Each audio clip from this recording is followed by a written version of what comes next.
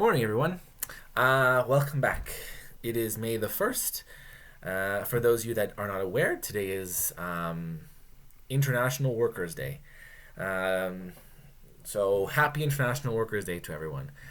In North America, we don't really celebrate today as much. We have Labor Day, in I believe it's September, and then the United States has it another day. I don't know. But for the rest of the world, May 1st has generally been seen as um, International Workers' Day. One of the places that really took this and ran with it was the Soviet Union. So we have been talking about them. We talked about them yesterday, and we're going to talk about them. Maybe not today. Maybe in another video. But they didn't. They were very much into it, and they still are. They have parades. Probably not this year because of the whole coronavirus thing. But one thing they did do is they made pins. So I have here a pin from May the 1st. I don't know when this was made. I would assume this is made sometime either the 60s or the 70s. So it's a pin that you'd wear on your shirt or your jacket, commemorating May the 1st in the Soviet Union. So that's just a little intro to what today is. However, let us jump back to what we were doing. So not yesterday, the day before, we talked about how the Soviet Union and the United States got involved in the war. So we were introduced to Operation Barbarossa, and all of that transpired there, the Battle of Stalingrad. And then we were also introduced to the attack on Pearl Harbor and the Japanese in the Pacific. So we spent a good chunk of time last time dealing with that. If you haven't watched that video, I would encourage you to. But today we're going to go on to student activity 28, Turning the Tides. So this is page 23 of your booklet or slide 93 in the presentation. We're going to look at the question of how did the war turn in favor of the Allies. So last video we talked about one of the turning points of the war. That is the Battle of Stalingrad. That halts the invincible army of the Germans, who had invaded all of Western Europe and all of Southern Europe, and now had finally been stopped in Russia. So that was one of the big ones. There's two more that we will talk about. We will talk about them as well. We will talk about one today, and then one more, maybe even today as well. We'll get through them all. Anyways, let's focus on today. The terms that are going to be introduced today, we're going to talk about the fall of Hong Kong. We're going to talk about Dieppe, the invasion of Italy, and Ortona. So these are the events that we're going to focus on today. So they're not really terms, but they're more events. Okay, let's start with Hong Kong. So Hong Kong had been a part of the British Empire, and it was a crucial trading hub and financial center for the British in Asia. And you can kind of see Hong Kong now kind of still has that vibe of being very much a center of economics, and it's very different from China. It was only given back to the Chinese in the 90s, so it was a part of the British Empire for a very long time, and it still has this special status within the Chinese government. There is talks that it will be more incorporated into mainland China. I believe 2040 was when it was supposed to. But before the coronavirus, we had over the summer the Hong Kong protest over laws that the Chinese were trying to put into Hong Kong, but we won't go too deep into that. Anyways, so the British own Hong Kong. That is in mainland, it's attached to mainland China, which has been invaded by the Japanese. So the British request 2 Canadian battalions be deployed in the defense of Hong Kong. So the Winnipeg Grenadiers and the Quebec Royal Rifles are sent to essentially protect this part of the British Empire. So this was almost 2,000 men total, and they weren't expecting to be in any sort of battle. They arrive in November of 1941, and they join the British Imperial units there. So the British have now, the Canadians are set in Japan, in China. The Japanese attacked December the 8th, or December the 7th, depending on where you were, as part of an overall Pacific offensive. And they achieved air superiority because the British didn't have any planes stationed in Hong Kong. So this is where the Canadians get their first taste of the Second World War, and it's in Hong Kong. I will put in the description a heritage minute that's related to the Canadians in Hong Kong. So that is where Canada gets its first taste of the war. So Japanese troops attack and they take the mainland because they're very prepared for this war, because those soldiers that are there, these are the ones that invaded northern China, that invaded Manchuria, that invaded Korea, and were in places like Nanking and Shanghai and all of these things. So they were very much well prepared, and they had the experience to do so. They demanded surrender. There was no getting around it. They wanted Hong Kong.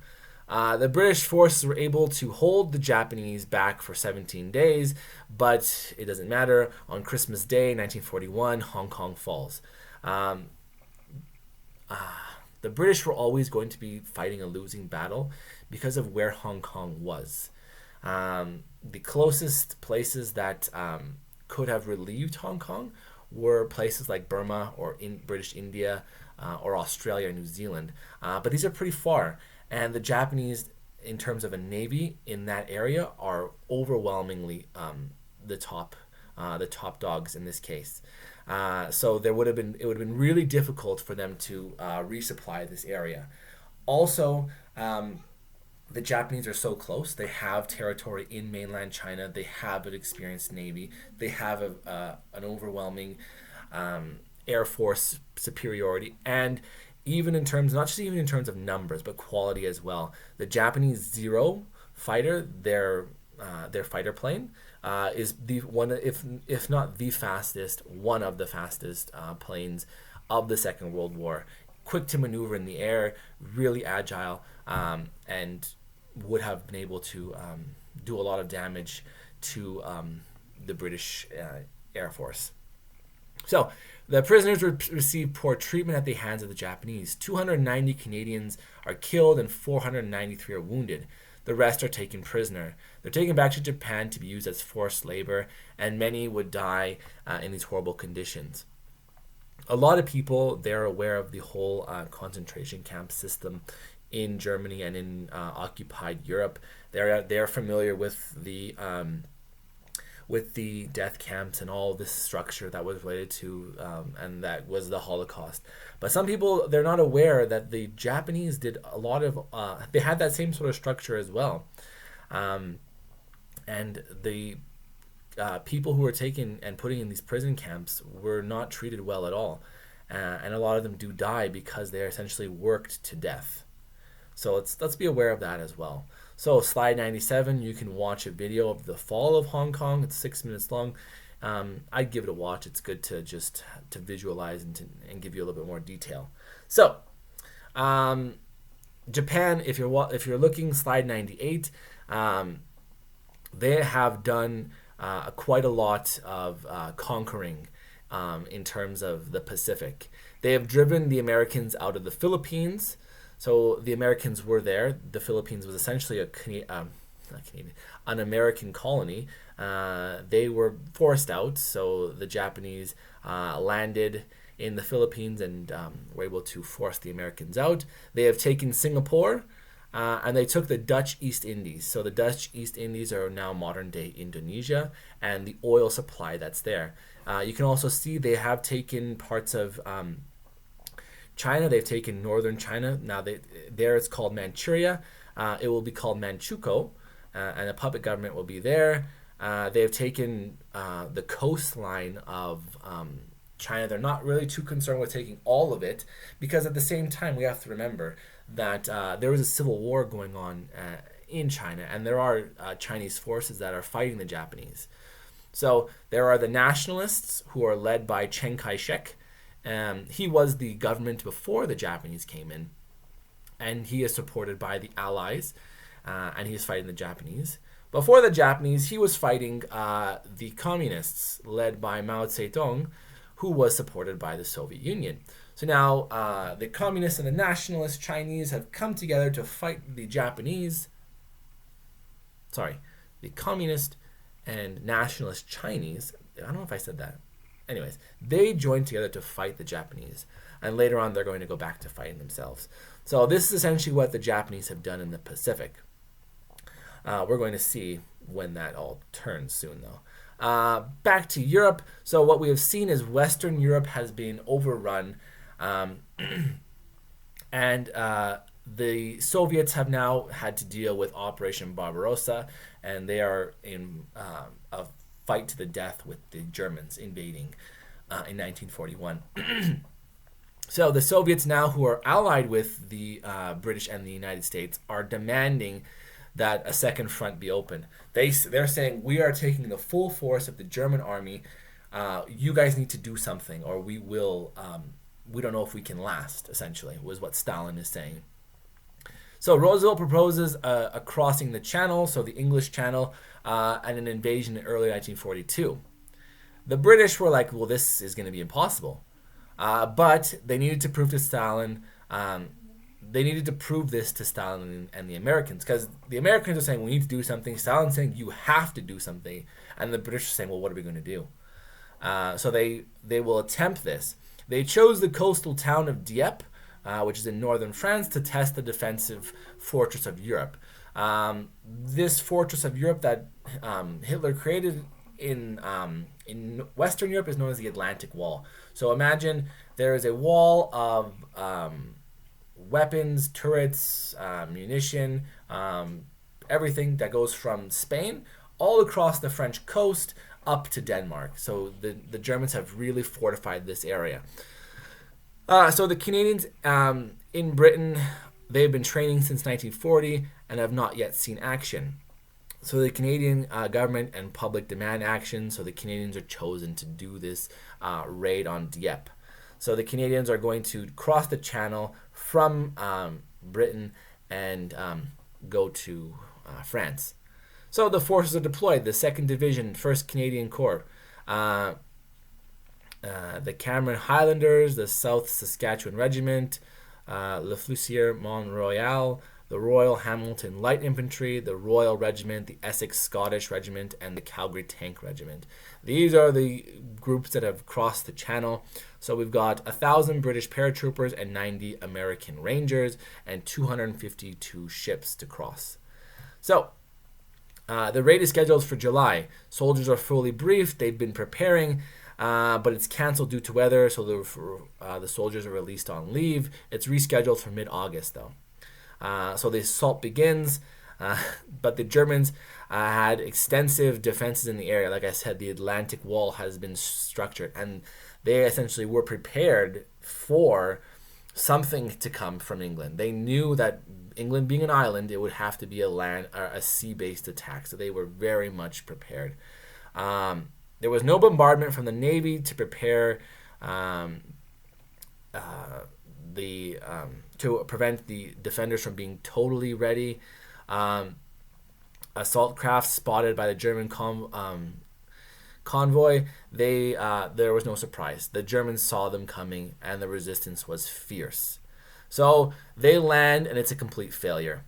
No objectives were achieved. 60% of the men were killed or captured. So that's roughly almost that's 3,600 out of the 6,086 that landed. It was a disaster. So if you're following along slide 102, the picture on the right, the colored picture, these are actual photos from Dieppe on the 75th anniversary of the Dieppe raid in 2017. On slide 104, you can watch a video, a 7-minute video of the Dieppe raid. I would give it a watch. It is really important. One thing that does come out of this Dieppe raid is, and unfortunately this is what happens too, is the British, they will learn from the failures of Dieppe. So the reason that I say it's unfortunate is because people had to die for them to learn how to do this better next time. So they're going to use the Dieppe raid as what not to do when it comes to the next time that they do this in Operation Overlord. But that's still, we're still a few years away from that. Anyways, so let us move on though. So after the defeat of the Axis in North Africa, the Allies are looking for a second front. So Stalin is still saying we need a second front, and it will come after the defeats of the Axis powers in North Africa. One of the big turning points in the war, so I talked about Stalingrad already. The second one happened, I believe, in 1941-42. This is the Battle of El Alamein in Africa, in North Africa. At El Alamein, the British are able to defeat General Rommel. So this is General Montgomery. He is able to defeat Rommel, and essentially North Africa is under the control of the Allies. So we're going to see the Americans now are going to be in North Africa. The British are there. The Canadians will be there. So they saw what happened in Dieppe, and they were not going to attempt it again. They did not think they were strong enough to cross the channel, but they saw another opportunity. They saw that now they had North Africa. The Mediterranean was completely open, and they chose Italy to be their invasion point. They saw Italy as, quote, the soft underbelly of Europe, and to defeat Italy and drive the Nazis out of occupied Europe. So they saw Italy as an excellent place to land. So before they start, they're trying to figure out which way to go. So if you're following along on the presentation, slide 106, there is a map here of Italy. There was two ways they could go. They could go either to Sicily or they could go to Sardinia, which is the other, I think it's like a reddish orange color island. And what they actually do is the British and the Americans and the Canadians, they plan to trick the Germans. So what they do is they have a body that washes up along the shore of Spain, and on this body they have papers outlining an attack that the Allies are going to do, but they say they're going to go to Sardinia. That is transferred to the Germans, who take this as truth, and they prepared defenses in Sardinia. But as you can see, they go through Sicily. So the Canadian 1st Division and Tank Brigade they are attached to General Montgomery's 8th Army. So the first goal was to secure Sicily. So as you can see, they move in through Tunisia, and they go into Sicily. So it's very light resistance was met during the initial landing. The resistance stiffened once German troops were encountered further inland. So in Sicily, there wasn't a whole lot of resistance. So in 38 days, Sicily is secured, and then they will land on mainland Italy. A little personal history for me here. My grandma, she lived in southern Italy, and she remembers seeing German soldiers going to the coastline to attack the Allies from when they reached mainland Italy. And she remembers seeing the bombardment of the coastal cities by the Allies. And she was telling me that it was the night sky was lit up with fire. Very scary stuff. But the Allies are successful. They land in southern Italy, and Montgomery is quite happy with the way that the Canadian forces are acting and the way that they're a part of this invasion. They've done very well. The next step would be now to invade the Italian peninsula. So they are there, and they begin to push on. One thing here I will show you, because like I said last video, I'm quite a collector of antiques. And one thing I have here, this was a gift that was given to me. This is known as the Italian Star. This was given to British soldiers or anyone a part of the British military for their invasion of Italy. So this would have been given to them after the war, if they were still alive, I guess, for their successful involvement in the Italian campaign. But anyways, let's move on. So the terrain of Italy was quite the challenge, though. It was very mountainous. There was lots of river valleys and ravines, and it was perfect for defending. So, for example, if you're the Germans on this side of the ravine, and the Americans and the British and the Allies were coming, and they've got to go like this and come up, well, it's perfect terrain for defending, and that's why some of the bloodiest battles in Europe they take place in the Italian peninsula. It's also very hot during the summer. It's cold, rainy winters, and flash floods are an issue. So the terrain is very much in favor of the Germans. And the Germans are determined to defend Italy. They've realized that their ally in Mussolini has not paid out very well. So they start to construct defensive lines across Italy. So we've got the Gothic line, we have the Hitler line. These are lines that hopefully they can stop the Allies from furthering their push into Europe. And the Canadians are assigned the eastern portion of Italy. So their job has been to take these sections. So they've been given a huge privilege, I guess you could say, or task of taking parts of Italy. One of the biggest battles that they will take part of is at the city or village, you could say, of Ortona. So it's a town in Italy, and it's fortified by the Germans. So you can see this map here. It's along the Adriatic, so it's on the other side of the it's on the eastern side of Italy, and the Canadians are assigned to capture it. And they were forced to engage in fierce house-to-house combat. So it's not just like a pitched battle. These are small streets where you're going room to room, kicking out the Germans. This was described by some people as the Italian Stalingrad, because it was ferocious fighting, street by street, room by room, house by house. And eventually, the Canadians will be able to force the Germans out and move on with the rest of the Allies to the Hitler line. So the Canadians sent another division, which followed the Canadians to organize a Canadian Corps under strength. The British Corps with had three divisions. So that's just to give you numbers of involved in the campaign in Italy. The Canadian Corps assigned a central position on the 8th Army's line, assigned to support the flanks of the attacking British. They are there to exploit German weakness and tore a hole in the German resistance, and they're going to break the Hitler line, and they're going to move all the way up. Eventually, the Allies will reach Rome. The Americans are the ones that enter Rome, and the Italians had revolted against Mussolini already, who was rescued by German paratroopers and was set to be kind of in charge of northern Italy. But that didn't last very long,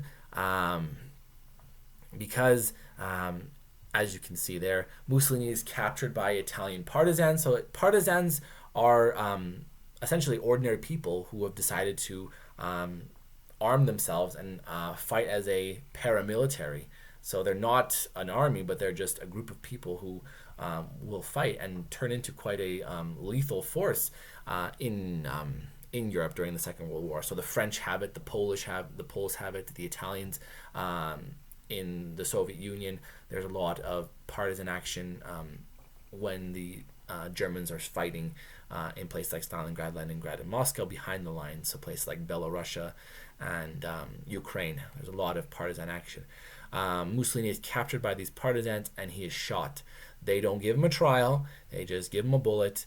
And you can see here Mussolini was hung in a square in Milan for all to see. And rocks were used, fists, everything. They mutilated the body.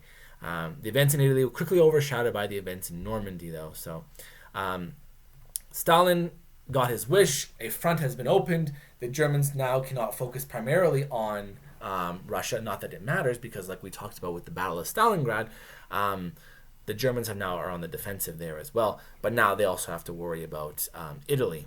So how did the war turn in the favor of the Allies? Okay, well, we started this off where it was the Japanese conquering in the Pacific, and then we saw the failed Dieppe raid. However, the events started to change when the North African campaign was over. and the Italian campaign began. So the Italians and the Italian peninsula was overrun by the Allies, and this starts to slowly change the way that the war is fought. Um, the Germans now are forced to fight in Italy and also to fight in the east. So two fronts now have been opened up, something that the Germans have always been afraid of as far back as World War One. So that's it for today. Continue to work on this booklet and put the booklets of the past. If you have any questions or concerns, please email me. And also, like I mentioned last video, I'm mentioning it again in this video. If you ever want more help, more one-on-one style help, let me know and we can set up a Zoom or a Google Meet or those sort of things just to help you out on a more one-on-one thing. And if you want, if a group of you want to do that because you feel more comfortable in a group, we can do that too. Just let me know though. I can only help you if I know you need help. I can't read your minds. So that's it for today. Enjoy your Friday. Enjoy your weekend. It looks like a very nice weekend. And I will see you Monday.